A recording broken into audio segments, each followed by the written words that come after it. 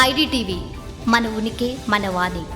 Hi friends, ఒకప్పుడు హైదరాబాద్ అంటే చాలా ఫ్రెండ్లీ నగరం. అలాగే బడ్జెట్కు తగ్గట్టుగా జీవించడానికి, బడ్జెట్కు తగ్గట్టుగా తినడానికి సౌత్ ఇండియాలోనే బెంగళూరు, చెన్నై, అటు కర్ణాటకతో పోలిస్తేనో ఎంతో కాస్ట్ ఆఫ్ లివింగ్ విషయంలోనూ, ఫుడ్ విషయంలోనూ, ముఖ్యంగా చెప్పాలంటే వాతావరణం విషయంలోనూ హైదరాబాద్ని ఇష్టపడిన వారు, నచ్చని వారు ఎవరూ ఉండరు. ఒక్కసారి హైదరాబాద్ వచ్చిన వారు మళ్ళా తిరిగి వెళ్ళడానికి చాలా కష్టంగా భావించే రోజులు అవి. కానీ ఇప్పుడు పూర్తిగా పరిస్థితి మారిపోయింది, తలకిందులైంది. సామాన్యుడు బతకాలి అంటే మాత్రం ఆర్థిక పరిస్థితి భరించలేక ఇక్కడ నుంచి తరలి వెళుతున్న పరిస్థితి.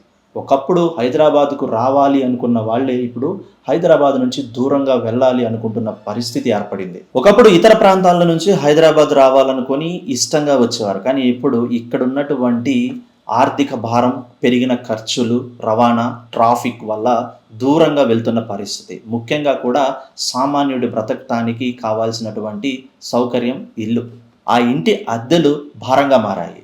ఇప్పుడు కొన్ని ప్రాంతాల్లో అయితే కేవలం సింగిల్ బెడ్రూమ్సే చాలా ఘోరంగాను 2 నెలలు 3 నెలల అడ్వాన్స్తో సామాన్యుడు ఉండలేని పరిస్థితి. అంతగా పెరిగిపోవటానికి కారణం కూడా ఉందంటున్నారు ఆర్థిక నిపుణులు. పెరుగుతున్న జనాభా, పెరుగుతున్న అవసరాలు, నగరం విస్తరించడంలోనూ ఆలస్యంగా కావటము, ఒకే చోట అన్నీ కేంద్రీకృతం అవటం కూడా దీనికి పెద్ద సమస్య అని చెప్పాలన్నమాట.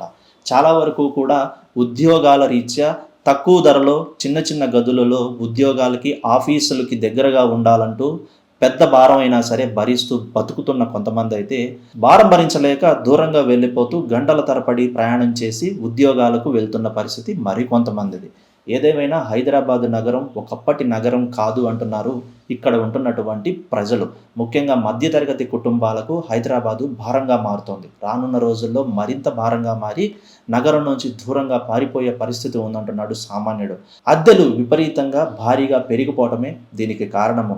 పెరుగుతున్న అవసరాలు, పెరుగుతున్న ఖర్చులకు తగ్గట్టుగా జీతాలు రావటం లేదు. ఇంటి యజమానులు ప్రతి సంవత్సరం అద్దెను పెంచడమే దీనికి ముఖ్య సమస్య. కొన్ని ప్రాంతాలలో అయితే గచ్చిబౌలి, ఫైనాన్షియల్ డిస్ట్రిక్ట్, కోకాపేట, లేకపోతే మెహదీపట్నము, బంజారా హిల్స్, ఫిలిం నగర్ లాంటి ఏరియాలలో కేవలం సింగిల్ బెడ్రూమే వేలల్లో ఉంది అంటే ఆశ్చర్యం కలగక తప్పదు. వాటితో పాటు ఇంతవరకు కూడా తక్కువ ధరలకి అద్దెకి లభిస్తున్న ప్రాంతాలు కూడా ఒక్కసారిగా అద్దెలు పెంచడంతో సామాన్యుడికి ఎటు వెళ్ళాలో తెలియని పరిస్థితి ఏర్పడిందనమాట.